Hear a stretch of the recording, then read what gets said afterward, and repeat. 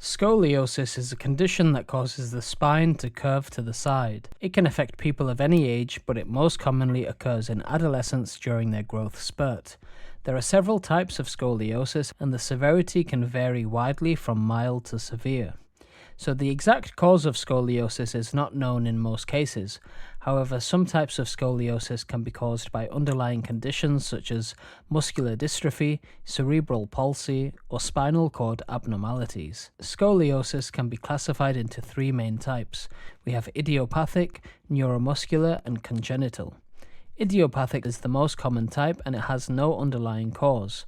Neuromuscular scoliosis is caused by an underlying condition that affects the nerves and muscles, while congenital scoliosis is caused by abnormalities in the development of the spine before birth.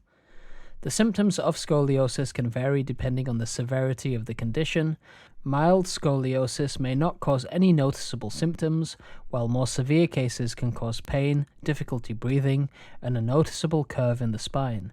Some people may also have uneven shoulders or hips, and their clothes may not fit properly.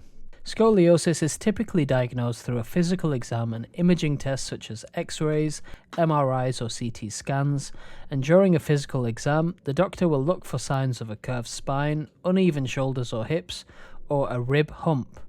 Imaging tests can help confirm the diagnosis and determine the severity of the curve caused by scoliosis.